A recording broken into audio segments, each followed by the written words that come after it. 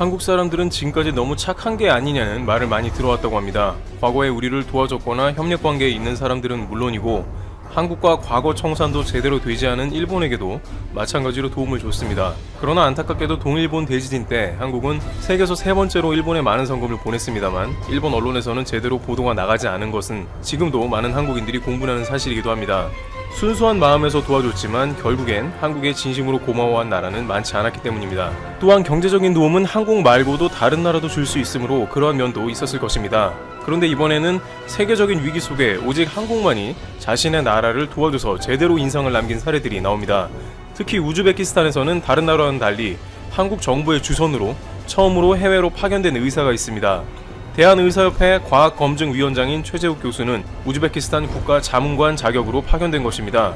이것은 우즈베키스탄 정부가 현재 유럽의 사태가 매우 위중해졌고 자국조차도 그러한 위기에 휩싸일 것을 우려하여 한국 정부와 협력하기를 원하는 가운데 특별히 정부에서 국가자문관을 파견하는 조치를 취했습니다. 우즈벡은 완전 외국인으로부터 폐쇄가 되었으므로 한국의 최재욱 교수는 특별 절차로 입국을 했으며 우즈벡 현지에서 매일 현지 보건부 장관과 더불어 주요 인사와 함께 매뉴얼을 만들고 현 사태에 대응하는 일을 진행 중인 것이죠. 그런데 우즈베키스탄 정부는 놀랐습니다. 자신들이 도움을 달라고 요청한 지 불과 일주일 만에 한국에서 최 교수를 파견하여 보건 노하우를 알려준 것에 대해 매우 큰 감사를 연신 전하는 모습이었습니다.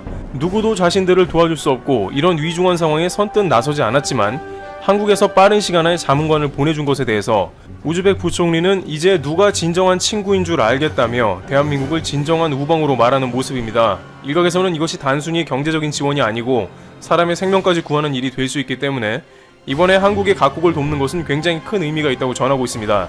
마치 한국이 6.25 때 참전한 에티오피아나 콜롬비아 등을 기억하면서 지금에 와서 진단키트나 방역으로 갚은 것처럼 각국에서는 매우 각별하게 이것을 기억하여 결국에는 한국의 큰 보답으로 돌아올 것이라는 점입니다.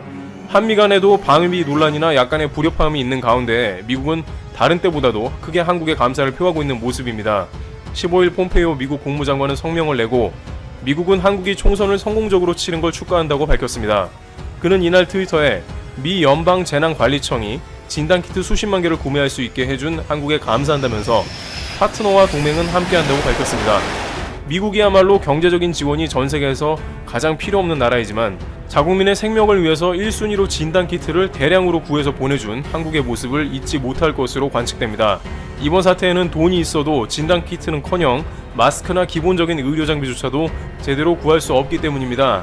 한편 중국은 미국에 마스크나 의료장비를 수출하기로 해놓고 법을 바꿔서 수출품이 중국에 묶이게 조치하여 미국 당국을 급하게 하고 있습니다. 중국 당국이 미국이나 유럽으로부터 여러가지 정보를 은폐했다는 의심을 받자 이에 대해 화가 나서 이렇게 물자 수출법을 강화했다는 의견도 나오는 등 미국은 중국과는 우방이 아닌 모습입니다. 심지어 미국과 유럽 간에도 마스크를 서로 가져가려고 쟁탈하며 프랑스는 이 사태를 계기로 자국에서 필수 의료품을 생산하기로 결정했습니다. 그러한 와중에 한국의 존재는 얼마나 고마운지 모르는 것이겠죠. 그 밖에 아랍에미리트, 사우디, 인도네시아, 말레이시아 등 수많은 나라들이 한국의 진단키트를 계속해서 비행기를 보내 실어가고 있는 상황이 나오고 하나같이 한국의 빠른 작업으로 키트를 보내서 고맙다는 말을 하고 있습니다. 이와 같이 그 어느 때보다 한국의 진짜 친구다 혹은 진정한 파트너다와 같은 말들이 쏟아지고 있는 가운데 대한민국의 경쟁력은 갈수록 강해지며 착한 마음을 가진 한국인들에게 보답으로 돌아올 것으로 관측되고 있습니다. 트리블티브 여기서 마치겠습니다. 국방부가 29일 코로나 확산 방지를 위해 올해 상반기 예비군 훈련을 열지 않기로 했다. 군은 예비군 훈련 실시 시기를 코로나 사태로 이미 2차례 연기한 바 있다. 국방부는 이날 6월 1일 시작 예정이었던 예비군 훈련을 후반기로 추가 연기한다고 밝혔다. 이어 현 코로나19 상황을 고려해 전반기에는 훈련을 하지 않는 것으로 결정했다며 후반기 훈련 시작 일자와 유형별 훈련 방법은 코로나19 상황과 훈련 준비 여건을 고려해 훈련 개시 45일 이전 재판단하여 발표할 예정이라고 했다. 당초 국방부는 지난달 2일부터 예비군 훈련을 실시할 예정이었다. 그러나 코로나 사태가 벌어지자 지난 2월 예비군 훈련 시작일을 4월 17일로 연기했다. 코로나 사태가 안정되지 않자 지난달에는 예비군 훈련 시작일을 6월 1일로 다시 미뤘다. 한국교통대학교 직장예비군연대 충북도지사 부대 표창 수상. 국립한국교통대학교 직장예비군연대가 제52주년 예비군의 날을 맞아 예비군연대 창설 이후 처음으로 충북도지사 부대 표창을 수상했다. 이번 표창은 타 대학보다 예비군 훈련 참여율이 우수하고 예비군 자원관리와 교육훈련에 적극 매진해 지역단위 방위태세 확립에 기여한 공로를 크게 인정받았다. 서울승수 연대장은 이번 수상을 계기로 군부대와 유기적인 협조 체계를 더욱 공고히 하고 학생의 입장을 고려한 적극적인 업무 자세로 학생들이 예비군 훈련을 무난히 받을 수 있도록 노력하겠다고 말했다. 한편 교통대 직장예비군연대는 1981년 충주공업전문대학 예비군 중대로 국방부로부터 인가를 받아 1994년 예비군대대, 2003년 예비군연대로 승격되어 학생들의 예비군 훈련 및 업무를 수행하고 있다. 폴킴, 나이 30대여서 다행인 이유군대의 예비군도 끝났다. 안정감 감삼 있어. 가수 폴킴이 30대 나이에 대중들에게 사랑받게 돼 다행이라고 밝혔다. 지난해 폴킴은 한 방송 프로그램에 출연했다. 이날 MC 유혈은 2년 전 이 자리에서 인디돌 특집을 했다. 그때 폴킴을 섭외했다며 폴킴이랑 매일 로망스를 섭외했는데 여러분들 표정이 내가 오는 날에 왜 이런 애들이 와 이랬다고 감개무량하다고 밝혔다. 그가 2년 만에 이렇게 성장했다. 여러분의 관심 언제 실감하냐고 묻자 폴킴은 최근 들어서 장 볼 때나 식당 이모님들이 저를 알아봐 주신다. 그럴 때 나를 알아보는 사람들이 생겼구나 싶다고 웃었다. 폴킴은 자신이 사랑받은 3가지 이유에 대해 먼저 평범함이라고 생각한다. 저를 낮추는 것이 아니라 제가 뭔가 특출나게 잘해서가 아니라 하고 싶은 마음으로 이 자리까지 왔다.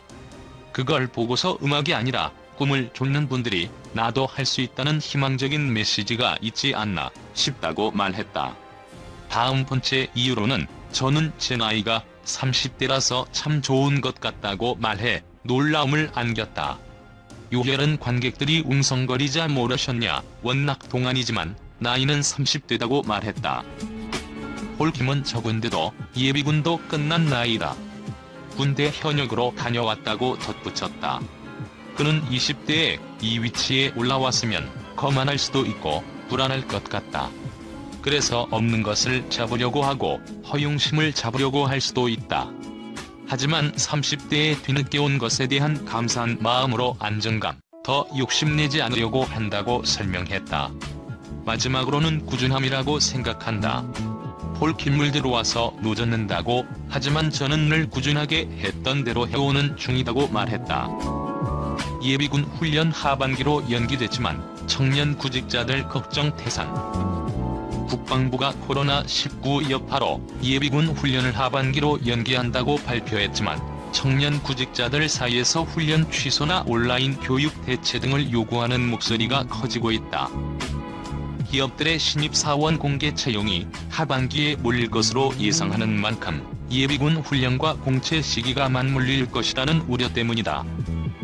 국방부 관계자는 앞서 지난달 29일 오는 6월 1일 시작 예정이었던 예비군 훈련을 하반기로 추가 연기한다며 현 코로나19 상황을 고려해 상반기에는 훈련을 시행하지 않는 것으로 결정했다고 밝혔다.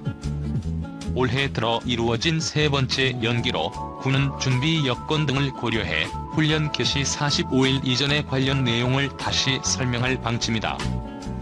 이에 대학가와 온라인 커뮤니티, 사회관계망 서비스 등에서 예비군 훈련 중 코로나19 감염 위험성에 대한 논의가 잇따랐다.